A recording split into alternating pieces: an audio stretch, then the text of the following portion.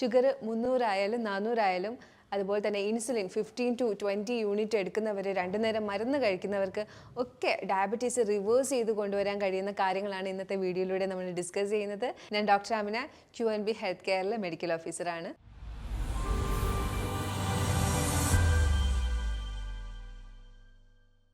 ഒരു പ്രമേഹ രോഗി ഒന്നും കഴിക്കരുത് എന്ന് പറയുന്നത് ഒരു മിഥ്യാധാരണയാണ്. പ്രമേഹ രോഗി അങ്ങനെ കഴിക്കരുത്, ഇങ്ങനെ കഴിക്കരുത് എന്നൊക്കെ ഉണ്ടാവാം. പക്ഷേ ഒന്നും കഴിക്കരുത് എന്നൊക്കെ പറയുന്നത് ഒരു മിഥ്യാധാരണ തന്നെയാണ്. പ്രമേഹ രോഗി ഒരുവിധം നല്ല രീതിയിൽ ജീവിതശൈലി നോക്കി മുന്നോട്ട് കൊണ്ടുപോയാൽ പ്രമേഹത്തിൽ നിന്ന് നിങ്ങളുടെ ശരീരത്തെ, പ്രമേഹം ഉണ്ടാകുന്നത് കാരണം ഉണ്ടാകുന്ന അപകടങ്ങളിൽ നിന്നൊക്കെ നിങ്ങളുടെ ശരീരത്തെ നല്ല രീതിയിൽ രക്ഷിക്കാൻ പറ്റും. പ്രമേഹം എന്ന് പറയുന്നത് ഉറപ്പായിട്ടും ഒരു സൈലന്റ് കില്ലർ തന്നെയാണ്. കാലക്രമേണ നമ്മുടെ വൃക്കകളെയും അതുപോലെ തന്നെ നരമ്പുകളെയും കണ്ണുകളെയും ഒക്കെ പതിയെ പതിയെ നശിപ്പിക്കുന്ന, കൈകാലുകൾ മുറിച്ചു മാറ്റുന്ന അവസ്ഥ വരെ എത്തിക്കാൻ പറ്റുന്ന ഒരു സൈലന്റ് കില്ലർ തന്നെയാണ് പ്രമേഹം. എന്നാൽ എങ്ങനെയാണ് പ്രമേഹ രോഗം ഉണ്ടാകുന്നത്, എന്തുകൊണ്ടാണ് ഇത് അപകടാവസ്ഥയിലേക്ക് എത്തുന്നത് എന്നൊക്കെ ഒരു പ്രമേഹ രോഗി ഉറപ്പായും അറിഞ്ഞിരിക്കേണ്ട കാര്യമാണ്. പ്രമേഹം ഒരുപക്ഷെ ജീൻ വഴി, DNA വഴി അച്ഛനമ്മമാരിൽ നിന്നും മക്കളിലേക്ക് വരാം. അല്ലെങ്കിൽ നമ്മൾ ക്രമാതീതമായിട്ട് കാർബോഹൈഡ്രേറ്റ് ഒരുപാട് ഉപയോഗിക്കുന്ന നമ്മുടെ ഭക്ഷണക്രമങ്ങളും ജീവിതത്തിൽ വ്യായാമങ്ങൾ കുറവുള്ളതും അൺഹെൽത്തി ആയിട്ടുള്ള ലൈഫ് സ്റ്റൈലും ഒക്കെ കാരണം നമുക്ക് ഡയബറ്റീസ് അഥവാ പ്രമേഹം വരാം. നമ്മൾ കഴിച്ചുകൊണ്ടിരിക്കുന്ന മെഡിസിൻ അതിൻ്റെയൊക്കെ പരിണിത ഫലമായിട്ട് ആഫ്റ്റർ എഫക്റ്റ് ആയിട്ട് വരാം. ചില സർജറിയൊക്കെ കഴിഞ്ഞതിന് ശേഷം ഡയബറ്റീസ് വരാറുണ്ട്. അപ്പോൾ അങ്ങനെയും ഡയബറ്റീസ് വരാം. ശരീരത്തിൽ ക്രമാതീതമായി കാർബോഹൈഡ്രേറ്റ്, അത് റിഫൈൻഡ് കാർബോഹൈഡ്രേറ്റിൻ്റെ അളവ് കൂടി ശരീരം നമ്മൾ സ്റ്റോർ ചെയ്ത് വെച്ച് മടുത്ത് വരുമ്പോൾ ഇൻസുലിൻ റെസിസ്റ്റൻസിലേക്ക് എത്തും. അതായത് ഈ ഗ്ലൂക്കോസിനെ ശേഖരിച്ച് വെക്കാനുള്ള കീ ആയിട്ടുള്ള ഇൻസുലിന് ഡാമേജ് വന്നിട്ട് അതിന് കഴിയാതെ വരുന്ന അവസ്ഥ വരാം. അങ്ങനെ ഇൻസുലിൻ റെസിസ്റ്റൻസ് കാരണവും നമുക്ക് ഡയബറ്റീസ് വേഴ്സ് ആയിക്കൊണ്ടിരിക്കാം. മേളിൽ പറഞ്ഞ കാര്യങ്ങളൊക്കെ നമ്മുടെ ആഗ്നേയ ഗ്രന്ഥിയിലാണ് നമ്മുടെ ഡയബറ്റീസ് എന്ന് പറയുന്ന പ്രമേഹം ഉണ്ടാവാൻ കാരണമാകുന്ന ഹോർമോൺസിൻ്റെ തകരാറും കാര്യങ്ങളൊക്കെ വരുന്നത് ആഗ്നേയഗ്രന്ഥി അഥവാ പാൻക്രിയാസിൻ്റെ പ്രവർത്തനങ്ങളുടെ മിസ്റ്റേക്ക് കാരണം തന്നെയാണ്. അപ്പോൾ ഞാൻ ഈ മേളിൽ പറഞ്ഞ കാരണങ്ങളൊക്കെ കാരണം ഇൻസുലിനും ഗ്ലൂക്കഗോണും, അതായത് നമ്മുടെ പ്രമേഹത്തിന് കൺട്രോൾ ചെയ്യുന്ന, അതായത് നമ്മുടെ ഗ്ലൂക്കോസിൻ്റെ മെറ്റബോളിസത്തിനെ കൺട്രോൾ ചെയ്യുന്ന ഹോർമോൺസിന് വ്യതിയാനം വരുന്നത് കാരണം ഡയബറ്റീസിലേക്കും പ്രമേഹത്തിലേക്ക് എത്തുന്നു. പ്രമേഹ രോഗികൾ എപ്പോഴും ബിഗിനിങ്ങിൽ അവർക്ക് പ്രമേഹമുണ്ടെന്ന് അറിയുന്ന കുറച്ച് ലക്ഷണങ്ങളാണ്. ഒന്നവർക്ക് എപ്പോഴും വെള്ളം ദാഹിക്കുക, ഒത്തിരി വെള്ളം ദാഹിക്കും. അതുപോലെ തന്നെ കൂടുതൽ വിശക്കും. വിശന്ന് കഴിഞ്ഞാൽ അവർ വിറയ്ക്കാൻ തുടങ്ങും. അതുപോലെ തന്നെ രാത്രി കാലങ്ങളിലൊക്കെ യൂറിനേറ്റ് ചെയ്യാനായിട്ട് ഒരുപാട് തവണ എഴുന്നേൽക്കുന്നതായിട്ട് ശ്രദ്ധിക്കപ്പെടും. പകലും പോകുന്നുണ്ടാവും, പക്ഷേ രാത്രിയിലാണ് നമ്മളത് ശ്രദ്ധിക്കുന്നത്. പിന്നെ ചില മുറിവുകൾ വന്നു കഴിഞ്ഞാൽ ഉണങ്ങാതെ ഇരിക്കുക. അതുപോലെ തന്നെ ശരീരത്തിൽ പരുക്കൾ ഉണ്ടാവുക, അതായത് പസ് ഫിൽഡ് ആയിട്ടുള്ള ചെറിയ ചെറിയ കുരുക്കൾ ഉണ്ടായി വരുന്നതും ഒക്കെ പ്രമേഹ രോഗികൾക്ക് ബിഗിനിങ്ങിൽ കാണിക്കുന്ന ലക്ഷണമാണ്. അപ്പം ഞാൻ ഈ മുകളിൽ പറഞ്ഞ ലക്ഷണങ്ങളൊക്കെ അസഹനീയമായി മാറുമ്പോൾ, നമുക്ക് ഒട്ടും താങ്ങാൻ പറ്റാത്തൊരു സിറ്റുവേഷൻ വരുമ്പോൾ നമ്മൾ ഉറപ്പായിട്ടും ഒരു ഡോക്ടറിൻ്റെ അടുത്ത് പോവും. മിക്കയുള്ളവർക്കും ഇത് പ്രമേഹത്തിൻ്റെ അടയാളമാണെന്ന് മനസ്സിലാവുകയും ചെയ്യും. ഡോക്ടർ നിർദ്ദേശിക്കുന്ന മരുന്നുകൾ നമ്മൾ എടുക്കാൻ തുടങ്ങും. ചില ആളുകൾ മരുന്ന് എടുക്കാതെ ഇരിക്കാം, ചില ആളുകൾ മരുന്ന് എടുത്തുകൊണ്ട് കൃത്യതയില്ലാത്ത ലൈഫ് സ്റ്റൈൽ ഫോളോ ചെയ്യാം. എനിക്ക് പറയാനുള്ളത്, നമ്മൾ പലരും മരുന്നിനെ കുറ്റം പറയാറുണ്ട്. മരുന്ന് കഴിച്ചാണ് എൻ്റെ കിഡ്നി പോയത് അല്ലെങ്കിൽ എൻ്റെ കണ്ണ് പോയത് എന്നൊക്കെ പറയാറുണ്ട്. മരുന്ന് കഴിച്ചത് കൊണ്ട് മാത്രം നിങ്ങൾക്ക് ഒരിക്കലും കിഡ്നിയും കണ്ണും ഒന്നും പോവില്ല. നിങ്ങൾ മരുന്ന് കഴിച്ചുകൊണ്ട് കൃത്യമായ ലൈഫ് സ്റ്റൈൽ ഫോളോ ചെയ്തില്ലെങ്കിൽ നിങ്ങൾക്ക് ഇങ്ങനെ സംഭവിക്കാം. നിങ്ങൾ മരുന്ന് കഴിക്കുകയാണ് എന്ന് പറയുന്ന റീസൺ വെച്ചിട്ട് റിഫൈൻഡ് കാർബോഹൈഡ്രേറ്റും ഷുഗർ കണ്ടൻറ്റുള്ള സ്വീറ്റും കാര്യങ്ങളൊക്കെ ക്രമാതീതമായി കഴിച്ചുകൊണ്ടിരിക്കുകയാണ്, ഒരു കൃത്യതയും ഇല്ലാതെ കഴിക്കുകയാണെങ്കിൽ ഉറപ്പായിട്ടും ഒരു ദിവസത്തിൽ 1-2 തവണ ഷുഗറിൻ്റെ ഹൈക്ക് കൂടുതലായിരിക്കും ബോഡിയിൽ. അങ്ങനെ കൂടി നിൽക്കുന്ന ഷുഗർ ഹൈക്ക്, ഗ്ലൂക്കോസ് ഹൈക്കുള്ള സമയങ്ങളിൽ നമ്മുടെ അവയവങ്ങളിൽ ഡാമേജ് വരും. ഷുഗറിൻ്റെ കണ്ടൻറ്റ് കാരണം ഡാമേജ് വരാൻ തുടങ്ങും. 10-20 വർഷമാകുമ്പോഴത്തേക്കും കിഡ്നിയിൽ പ്രശ്നം, അല്ലെങ്കിൽ കണ്ണിന് തിമിരം, അത് കണ്ണിന് കാഴ്ച പോകുന്നു, കയ്യിലും കാലിലും തരിപ്പ്, മരവിപ്പ്, അങ്ങനെയുള്ള പ്രശ്നങ്ങൾ ഒക്കെ പ്രകടമാവാൻ തുടങ്ങും. അവസാനമായി മൂത്രം കൺട്രോൾ ചെയ്യാൻ പറ്റാതെ വരികയും പിടിച്ചു നിർത്താൻ പോലും കഴിയാത്ത അവസ്ഥയും, വൃക്ക തകരാറിലാവുകയും മൂത്രം പോവാതിരിക്കുകയും ഒക്കെ ചെയ്യുന്ന സിറ്റുവേഷൻ, വൃക്ക തകരാറുകൾ ഒക്കെ ഉണ്ടായി അതൊരു എൻഡ് സ്റ്റേജിലേക്ക് പോകുന്ന അവസ്ഥയിലേക്ക് വരെ വരാം. എന്നാൽ ഇതൊന്നും സംഭവിക്കാതെ നമുക്ക് കൃത്യമായിട്ട് നമ്മുടെ ആരോഗ്യം സംരക്ഷിക്കാവുന്നതേ ഉള്ളൂ നല്ല ജീവിതശൈലിയിലൂടെ. ഞാൻ എപ്പോഴും പറയുന്ന കാര്യമാണ്, നമ്മൾ ഓരോരുത്തരും ഓരോ കണ്ടീഷൻ അനുസരിച്ചായിരിക്കും ഒരു 10-25 വയസ്സ് കഴിഞ്ഞ് കഴിഞ്ഞാൽ പിന്നെ ജീവിക്കേണ്ടി വരുന്നത്. നമ്മുടെ ബോഡിയിൽ ഉണ്ടാകുന്ന കണ്ടീഷൻസ് മിക്കുള്ള ആളുകൾക്കും എന്തെങ്കിലുമൊക്കെ ഒരു കണ്ടീഷൻ ഉണ്ടാവും. നടുവേദനയോ അല്ലെങ്കിൽ ഡയബറ്റീസോ അല്ലെങ്കിൽ മുട്ടുവേദനയോ അല്ലെങ്കിൽ ഒബീസിറ്റിയോ എന്തെങ്കിലും ഒരു കണ്ടീഷനെ ഫേസ് ചെയ്യുന്നുണ്ടാവും, തൈറോയിഡോ PCODയോ.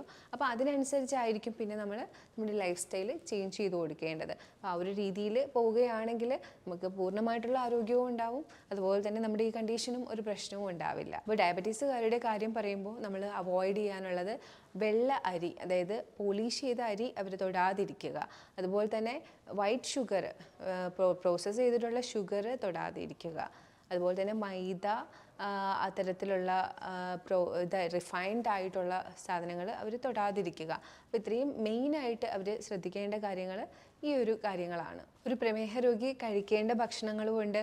അതായത് പ്രമേഹ രോഗി എപ്പോഴും ഫൈബർ കൂടുതൽ കഴിക്കണം. എപ്പോഴും ഞാൻ പറയും, കാർബോഹൈഡ്രേറ്റ് നമ്മൾ കഴിക്കും, എല്ലാവരും കാർബോഹൈഡ്രേറ്റ് കഴിക്കുന്ന ആളുകളാണ്. അപ്പോൾ കാർബോഹൈഡ്രേറ്റ് റിഫൈൻഡ് കഴിക്കാതിരിക്കുക. അപ്പോൾ ബ്രൗൺ റൈസോ മില്ലറ്റോ റാഗിയോ എന്തെങ്കിലും നിങ്ങൾ എടുക്കുന്നുണ്ടെങ്കിൽ അതിൻ്റെ ഇരട്ടി എമൗണ്ട് ഫൈബർ എടുക്കണം. അതായത് നമ്മുടെ കേരളത്തിലെ എളുപ്പമാണ്, നമ്മുടെ അവിയൽ കൂടുതൽ പടവലവും കുമ്പളവും ഇതൊക്കെ ഇട്ട് തടിയനും ഒക്കെ ഇട്ട് ഉണ്ടാക്കുന്ന നമ്മുടെ അവിയൽ, അത് വളരെ ഹെൽത്തി ആയിട്ടുള്ളൊരു ഫൈബർ ഫുഡാണ്. കായ, പച്ചക്കായ വളരെ നല്ലതാണ് ഡയബറ്റിക് പേഷ്യൻസിന്. ബീൻസിലൊക്കെ ഒത്തിരി നാരുണ്ട്. കോളിഫ്ലവർ, ക്യാബേജ്, തൈറോയിഡിന് പ്രശ്നമൊന്നും ഇല്ലെങ്കിൽ ക്രൂസിഫറസ് വെജിറ്റബിളൊക്കെ തൈറോയിഡ് പേഷ്യൻസിന് വളരെ നല്ലതാണ്. ഡയബറ്റീസ് പേഷ്യൻസിന് ഫ്രൂട്ട്സ് കഴിക്കാമോ എന്ന് ചോദിക്കാറുണ്ട്. ഫ്രൂട്ട്സ് കഴിക്കാം.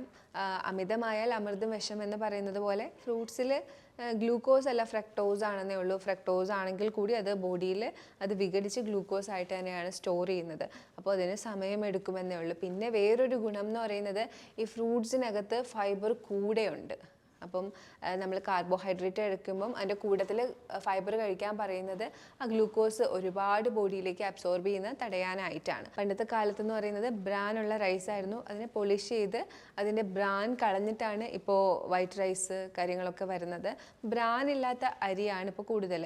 അപ്പം ബ്രാനുള്ള അരിയിൽ തന്നെ നമുക്ക് ഉറപ്പ് വരുത്താൻ പറ്റില്ല ഇത് ബ്രാനുള്ളതാണോ, ഇത് ബ്രാനാണോ അല്ലയോ എന്നൊന്നും നമുക്ക് അത്ര പെട്ടെന്ന് നമുക്ക് ഉറപ്പ് വരുത്താൻ പറ്റില്ല. അതിൽ തന്നെ ഡയറ്റ് ബ്രൗൺ റൈസ് ഒക്കെ നിങ്ങൾ ചോദിച്ച് മേടിക്കുകയാണെങ്കിൽ നവരയരി, ഡയറ്റ് ബ്രൗൺ റൈസ് ഇതൊക്കെ ചോദിച്ച് മേടിച്ച് ഉപയോഗിക്കുകയാണെങ്കിൽ അതിൽ ബ്രാനുണ്ട്. നിങ്ങൾക്കത് വേവിക്കുമ്പോൾ തന്നെ മനസ്സിലാവും കുറച്ച് കട്ടിയുള്ള റൈസാണ്. അപ്പോൾ ഇതിനെ നമുക്ക് കഴിക്കാൻ ടേസ്റ്റിനനുസരിച്ച് പോളിഷ് ചെയ്തെടുത്തപ്പോഴാണ് പ്രശ്നം വന്നത്. അത് റിഫൈൻഡ് കാർബോഹൈഡ്രേറ്റ് ആവുകയും ഫൈബർ ഇല്ലാതിരിക്കുകയും ചെയ്തത്. ഇത് പറഞ്ഞതുപോലെ ഫ്രൂട്ട്സിൻ്റെ കൂട്ടത്തിൽ എന്തുണ്ട്, ഫൈബർ കൂട്ടത്തിൽ തന്നെ ഇരിപ്പുണ്ട്. അതുകൊണ്ട് തന്നെ അത് കുറച്ച് മാത്രമേ ബ്ലഡിലേക്ക് അതിൽ വരുന്ന ഫ്രക്ടോസ് ആയാൽ പോലും അബ്സോർബ് ആവുകയുള്ളൂ. അതാണ് ഫ്രൂട്ട്സിൻ്റെ ഒരു ഘടന എന്ന് പറയുന്നത്. അതുകൊണ്ടത് നമ്മുടെ പ്രമേഹ രോഗികൾക്ക് കഴിക്കാം, പക്ഷേ അതിലും ലിമിറ്റുണ്ട്.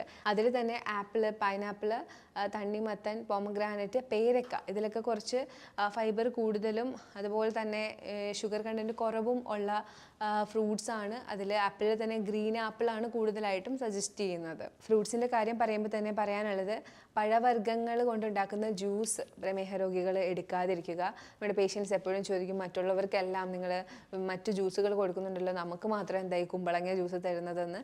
അതിന് കാരണം നമ്മൾ ജ്യൂസ് ആക്കി കൊടുക്കുമ്പോൾ അതിനകത്തെ ഫൈബർ എല്ലാം പോയി പെട്ടെന്ന് ഷുഗർ ഹൈക്കാവും. ഫ്രക്ടോസ് ആയാൽ കൂടി ഷുഗർ ഹൈക്കാവും. ഷുഗർ ആഡ് ചെയ്യാത്തതാണെങ്കിലും അത് കൂടും. അപ്പോൾ അതുകൊണ്ടാണ് ജ്യൂസ് ആക്കി കൊടുക്കാത്തത്. നമുക്ക് ജ്യൂസ് ഒരു എനർജി ഡ്രിങ്ക് ആയിട്ട് ബാക്കിയുള്ളവർക്ക് കുടിക്കുന്നതിൽ പ്രശ്നമില്ല. പക്ഷേ ഡയബറ്റീസ് പേഷ്യൻസ് ജ്യൂസ് കുടിക്കാതിരിക്കുക, പഴവർഗ്ഗം കൊണ്ടുണ്ടാക്കിയ ജ്യൂസ് കുടിക്കാതിരിക്കുക. നിങ്ങൾക്ക് കുമ്പളനീരോ വെള്ളരിക്കയുടെ നീരോ കുക്കുംബറിൻ്റെ നീരോ ഒക്കെ നിങ്ങൾക്ക് എടുക്കാം. ക്യാരറ്റ് ആയാലും അധികം അങ്ങോട്ട് പ്രിഫർ ചെയ്യില്ല. കാര്യം അതിൻ്റെ ഫൈബർ മാറ്റിയിട്ടാണല്ലോ നമ്മൾ എടുക്കുന്നത്.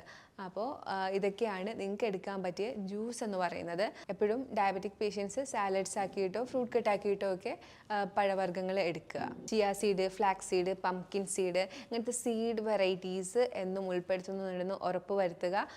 ഡയബറ്റിക് പേഷ്യൻസിന് ക്രമേണ അവരുടെ നെർവിനൊക്കെ ഡാമേജ് വരുന്നതാണ്. അപ്പോൾ അവർക്ക് വൈറ്റമിൻസും മിനറൽസും വളരെ ഇമ്പോർട്ടൻ്റ് ആണ്. ഒരു 10 വർഷമായി നിങ്ങളുടെ ഡയബറ്റീസൊക്കെ വന്നിട്ടെങ്കിൽ നിങ്ങൾ ഉറപ്പായിട്ടും നിങ്ങളുടെ വൈറ്റമിൻസും മിനറൽസും ഒക്കെ കറക്റ്റ് ആണോ എന്ന് നിങ്ങൾ വിലയിരുത്തണം ഇടയ്ക്കിടയ്ക്ക്. അത് കറക്റ്റ് അല്ല എങ്കിൽ ഒരു ഡോക്ടറുടെ സഹായത്തോടു കൂടി കൃത്യമായിട്ട് ആ ഒരു വൈറ്റമിൻസും മിനറൽസും ഒക്കെ സപ്ലൈ ചെയ്യുകയും ചെയ്യണം. അതുപോലെ ഇമ്പോർട്ടൻ്റ് ആണ് നട്ട്സും ഡ്രൈ ഫ്രൂട്ട്സും, ആൽമണ്ടും കാഷ്യൂവും വാൾനട്ടും, അതുപോലെ തന്നെ ഫിഗും ഡേറ്റ്സും ഡ്രൈഡ് ഗ്രീപ്സും ഒക്കെ അടങ്ങുന്ന ഡ്രൈ ഫ്രൂട്ടും കുറച്ച് എമൗണ്ട് നിങ്ങൾ എടുത്തിരിക്കണം. കാര്യം ഞാൻ നേരത്തെ പറഞ്ഞ പോലെ ഡയബറ്റിക് പേഷ്യൻസിൽ അബ്സോർപ്ഷൻ കുറയുകയും അവർക്ക് ന്യൂട്രീഷൻ ഡെഫിഷ്യൻസി വരികയും ഒക്കെ ചെയ്യും. അതുപോലെ തന്നെ മസിൽ വേസ്റ്റേജ് ഉണ്ടായിട്ട് നമുക്ക് തിന്നായി പോകുന്ന അവസ്ഥ ഒക്കെ ഉണ്ടാവുന്ന ഒരു കണ്ടീഷനാണ് ഡയബറ്റീസ് എന്ന് പറയുന്നത്. അപ്പോൾ ന്യൂട്രിയൻസിൻ്റെ കാര്യത്തിൽ നിങ്ങൾ എപ്പോഴും ശ്രദ്ധിക്കുക. അത് ഒരു 6 മാസം 1 വർഷത്തിൽ ഇടവിട്ട് നിങ്ങൾ ചെക്കിംഗ് ഒക്കെ ചെയ്ത് വേണ്ടിയുള്ള മിനറൽസും വൈറ്റമിൻസും ഒക്കെ കൃത്യമായിട്ട് ഒരു ഡോക്ടറുടെ സഹായത്തോടു കൂടി സപ്ലൈ ചെയ്ത് കൊടുക്കുക. ധാന്യങ്ങളിൽ നിങ്ങൾക്ക് എടുക്കാൻ പറ്റിയത് മില്ലറ്റ്സും രാഗിയും ബ്രൗൺ റൈസും അല്ലെങ്കിൽ കോൺ, അതൊക്കെ നിങ്ങൾക്ക് എടുക്കാൻ പറ്റിയതാണ്. അതിൽ നിന്ന് എന്നും നിങ്ങൾ ധാന്യങ്ങൾ കഴിക്കണം എന്ന് നിർബന്ധമില്ല. ഇടയ്ക്ക് നിങ്ങൾക്ക് ഒരു ദിവസം ഫ്രൂട്ട് ഡയറ്റോ അല്ലെങ്കിൽ ഫ്രൂട്ട് ഡയറ്റ് എപ്പോഴും ഞാൻ പ്രിഫർ ചെയ്യില്ല, എന്നാലും ഒരു ദിവസമൊക്കെ കഴിച്ചെന്ന് പറഞ്ഞ പ്രശ്നമില്ല. അതുപോലെ തന്നെ റോ സാലഡ്, ബോയിൽഡ് വെജിറ്റബിളിൻ്റെ ഡയറ്റൊക്കെ ഇടയ്ക്ക് മാറി മാറി നിങ്ങൾക്ക് എടുത്തു കൊടുക്കാം. എപ്പോഴും ഞാൻ മില്ലറ്റിൻ്റെ കാര്യം പറയുമ്പോൾ പറയാറുണ്ട്, മില്ലറ്റ് സ്ഥിരം കഴിച്ചുകൊണ്ടിരിക്കരുത്, മില്ലറ്റ് ഇടയ്ക്ക് ഒക്കെ കഴിക്കുക എന്നുള്ളതാണ്. ഒരു ആൾട്ടർനേറ്റീവായിട്ട് കഴിക്കുക. മില്ലറ്റ് കൂടുതലായിട്ടും നമ്മുടെ ന്യൂട്രീഷൻ ഡെഫിഷ്യൻസി ഒക്കെ ഉണ്ടാവും. മില്ലറ്റ് മാത്രം കഴിക്കുകയാണെങ്കിൽ അതിൽ ഇൻസോലബിൾ ഫൈബർ കൂടുതലാണ്. അതുകൊണ്ട് തന്നെ ചിലപ്പോൾ ഡെഫിഷ്യൻസീസ് ഉണ്ടാവും. ഹീറ്റ് കൂടുന്ന പ്രശ്നങ്ങളൊക്കെ മില്ലറ്റ് മാത്രം കഴിക്കുന്നവർക്കുണ്ടാവും. അപ്പോൾ അത് ശ്രദ്ധിക്കുക. രാവിലെ എഴുന്നേറ്റ ഉടനെ ചായ കുടിക്കുന്നത് നമ്മുടെയൊക്കെ ഒരു ശീലമാണ്. ചായ കുടിച്ചാലേ ടോയ്ലറ്റിൽ പോകുള്ളൂ, എന്തെങ്കിലും ചെയ്യാൻ പറ്റുള്ളൂ, മോട്ടീവ് കിട്ടുള്ളൂ എന്നുള്ളതൊക്കെ ഒരു ശീലമാണ്. എപ്പോഴും രാവിലെ വെറും വയറ്റിൽ കുടിക്കാൻ പറ്റിയത് പച്ചക്കറിയിൽ നിന്ന് എടുക്കുന്ന ഒരു ജ്യൂസ് ആയിരിക്കും, ആൽക്കലിക് ജ്യൂസ്. അതിപ്പോൾ കുമ്പളത്തുനിന്നോ അല്ലെങ്കിൽ കുക്കുംബറിന്നോ നിങ്ങൾക്ക് ജ്യൂസ് എടുക്കാം. പ്രമേഹത്തിന് പ്രത്യേകമായിട്ടുള്ള ഹെർബൽ ടീകളാണ് ഉലുവ തിളപ്പിച്ച് എടുക്കുന്ന വെള്ളം, അതൊരു ഹെർബൽ ടീ ആണ്. അതുപോലെ തന്നെ നിങ്ങൾക്ക് ശംഖുപുഷ്പം തിളപ്പിച്ച് എടുക്കുന്ന വെള്ളം, അതൊരു ഹെർബൽ ടീ ആയിട്ട് ഉപയോഗിക്കാം. പേര ഇല തിളപ്പിച്ച വെള്ളം ഒരു ഹെർബൽ ടീ ആയിട്ട് ഉപയോഗിക്കാം. അതുപോലെ നിങ്ങൾക്ക് ഉപയോഗിക്കാൻ പറ്റിയതാണ് കെമൊമൈൽ എന്ന് പറയുന്ന അതൊക്കെ നമുക്ക് കടയിൽ നിന്ന് മേടിക്കാൻ കിട്ടുന്നത്. ആ ടീ കുടിക്കാം. ഒരു ദിവസം ഗ്രീൻ ടീ എടുക്കാം. അങ്ങനെ നിങ്ങൾക്ക് ഡയബറ്റീസുകാർക്ക് ഉപയോഗം കിട്ടുന്ന ടീകളാണ്. നിങ്ങൾക്ക് എടുക്കുന്നത് കൊണ്ട് നിങ്ങളുടെ ഹാബിറ്റ് നടന്നു പോകും. അതുപോലെ തന്നെ നിങ്ങൾക്ക് ഉപയോഗവും കിട്ടുന്ന ടീകളാണ് ഞാൻ ഈ പറഞ്ഞ ടീകൾ, അത് തിളപ്പിച്ച് എടുക്കുന്ന വെള്ളം. ഇതിന് കൂട്ടത്തിൽ ഹിബിസ്കസ് ടീ, നമ്മുടെ ചെമ്പരത്തിയുടെ ഇതള് തിളപ്പിച്ചെടുക്കുന്ന വെള്ളം നല്ലതാണ്. അതുപോലെ തന്നെ കുറച്ച് ടെർമറിക്, നമ്മുടെ പച്ചമഞ്ഞൾ ആഡ് ചെയ്തിട്ട്, പൊടിച്ച മഞ്ഞളായാലും കുഴപ്പമില്ല, അത് ആഡ് ചെയ്തിട്ട് തിളപ്പിച്ചെടുക്കുന്ന വെള്ളം വളരെ നല്ലതാണ്. നമുക്ക് ഇഷ്ടപ്പെടുന്ന രീതിയിലുള്ള ഒരു ടീയാണ് പെപ്പർമിൻറ്റ് ടീ. അതായത് പെപ്പറും നമ്മുടെ പുതിന ഇലയും ചേർത്തിട്ട് ഉണ്ടാക്കുന്ന ടീ കുറച്ച് സ്ട്രോങ് ആയിരിക്കും. അപ്പം നമുക്ക് ചായ വിട്ട് കളയാൻ പറ്റാത്തവർക്കൊക്കെ ആദ്യമൊക്കെ ട്രൈ ചെയ്യാൻ പറ്റിയതാണ് പെപ്പർമിൻറ്റ് ടീ എന്ന് പറയുന്നത്. അതുപോലെ ഷുഗറുകാർക്ക്, അതായത് പ്രമേഹ രോഗികൾക്ക് എടുക്കാൻ പറ്റുന്ന ചില സ്വീറ്റ്നേഴ്സും മധുരത്തിന് വേണ്ടി ഉപയോഗിക്കാൻ പറ്റുന്ന സ്വീറ്റ്നേഴ്സും ഒക്കെ ഉണ്ട്. അതിനെക്കുറിച്ചുള്ള ഡീറ്റെയിൽസ് ആയിട്ടുള്ള വീഡിയോ ഞാൻ ചെയ്യുന്നുണ്ട്. മേപ്പിൾ സിറപ്പും തേനും അതുപോലെ തന്നെ സ്റ്റീവിയ, അതൊക്കെ ഉപയോഗിക്കുന്നത് എങ്ങനെയാണെന്നുള്ള വീഡിയോ ഞാൻ ഉടനെ തന്നെ ചെയ്യുന്നുണ്ട്. മേപ്പിൾ സിറപ്പും ഹണിയും ഒക്കെ ഒരു കണക്കൊക്കെ വെച്ച് കൃത്യതയോടുകൂടി ബാക്കിയുള്ള എല്ലാ കൺട്രോളും ചെയ്തുകൊണ്ട് എടുക്കുകയാണെങ്കിൽ വലിയ കുഴപ്പമില്ലാതെ, നമുക്ക് മധുരമില്ലാതെ പറ്റില്ല എന്ന് പറയുന്നവർക്ക് മുന്നോട്ട് പോകാവുന്നതേ ഉള്ളൂ. ഡയബറ്റീസുകാർക്ക് രാവിലെ കഴിക്കാൻ പറ്റിയ കുറച്ച് ബ്രേക്ക്ഫാസ്റ്റിനെ കുറിച്ച് ഒരു ചെറിയ ബ്രീഫ് ഡിസ്കഷൻ തന്നെ ഞാൻ തരാം. അതായത് നമ്മളെപ്പോഴും അപ്പം, പുട്ട് ഇങ്ങനെയുള്ളതൊക്കെയാണല്ലേ കഴിക്കുന്നത്. അപ്പോൾ എപ്പോഴും അപ്പമൊക്കെ കഴിക്കുമ്പോൾ ഒരു അപ്പം എടുത്തതിന് ശേഷം ഒരു മുട്ടയും കുറച്ചധികം വെജിറ്റബിൾ സാലഡും എടുക്കുക. അതുപോലെ തന്നെ രാവിലെ ഒരു പുഴുങ്ങിയ ഏത്തപ്പഴവും ഒരു മുട്ടയും എടുക്കുകയാണെങ്കിൽ നിങ്ങൾക്ക് നല്ല രീതിയിൽ ഫൈബറും പ്രോട്ടീനും കിട്ടുന്ന ഒരു ഡയറ്റ് ആവും.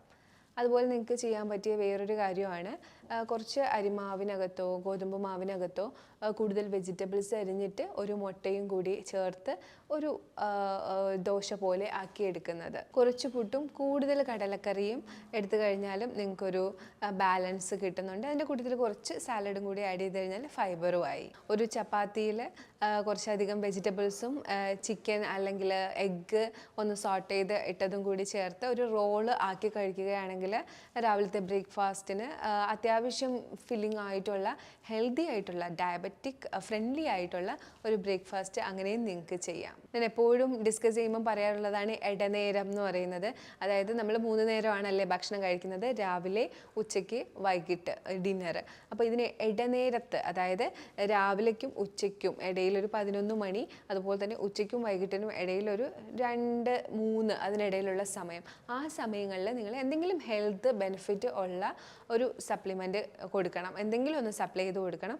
അതിനായിട്ട് നിങ്ങൾക്ക് വേണമെങ്കിൽ ബാർലി വാട്ടർ എടുക്കാം, അല്ലെങ്കിൽ ഒരു മോരും വെള്ളം കുടിക്കാം, അല്ലെങ്കിൽ നട്ട്സ് കുതിർത്തത്, അല്ലെങ്കിൽ ഫ്രൂട്ട് കട്ട്, അങ്ങനെ എന്ത് വേണമെങ്കിലും. പിന്നെ ഞാൻ എപ്പോഴും പറയുന്നതാണ്, നിങ്ങൾ മറ്റുള്ള സമയങ്ങളിൽ നട്ട്സും സീഡ്സും ഒന്നും കഴിക്കുന്നില്ലെങ്കിൽ ഈ നട്ട്സും സീഡ്സും ഡ്രൈ ഫ്രൂട്ടും എല്ലാം കൂടി ഒന്ന് ബ്ലെൻഡ് ചെയ്ത് ബോൾസ് ആക്കി വെച്ചിട്ട് അത് ഈ ഒരു ഇടനേരത്ത് കഴിക്കുക. കാര്യം നമ്മൾ ഓഫീസിലൊക്കെ പോകുമ്പോൾ ഇതെല്ലാം കൊണ്ടുപോകാൻ പറ്റില്ല. പക്ഷേ ഇതൊന്ന് ബ്ലെൻഡ് ചെയ്ത് വെച്ചിരിക്കുകയാണെങ്കിൽ, ഇതൊന്നും ഒരു ചെറിയ ബോൾ കൊണ്ടുപോവുകയാണെങ്കിൽ നിങ്ങൾക്കുള്ള ന്യൂട്രിയൻസും സപ്ലൈ ആയി, അതുപോലെ തന്നെ നിങ്ങൾക്ക് പെട്ടെന്ന് വിശക്കുകയില്ല. ഇനി നമുക്ക് ലഞ്ചിൻ്റെ കാര്യം പറയാം. ലഞ്ച് ഒരുപാട് തവണ എക്സ്പ്ലെയിൻ ചെയ്തിട്ടുള്ളതാണ്, നിങ്ങൾക്കും ഇപ്പോൾ അറിവുണ്ടായിരിക്കും. ലഞ്ച് എപ്പോഴും പോർഷൻ കൺട്രോൾ ചെയ്തെടുക്കുക. ഒരു പ്ലേറ്റ് എടുക്കുകയാണെങ്കിൽ അതിൽ ഒരു കുറച്ച് ഭാഗം ചോറ് എടുക്കുക, കൂടുതൽ ഭാഗം വെജിറ്റബിൾസ്, അവിയൽ പോലെ എന്തെങ്കിലും വെജിറ്റബിൾസ് ഒന്ന് സോട്ട് ചെയ്തതോ ഒക്കെ എടുക്കുക. അതിൽ ചോറിനേക്കാളും കുറച്ച് കുറവ് നിങ്ങൾ പ്രോട്ടീൻ എടുക്കുക. ചിക്കനും മീനും അല്ലെങ്കിൽ മുട്ടയോ അതിലേതെങ്കിലും ഒന്ന്, എല്ലാം കൂടി ഒരുമിച്ചല്ല, അതിലേതെങ്കിലും ഒന്ന് എടുക്കുക.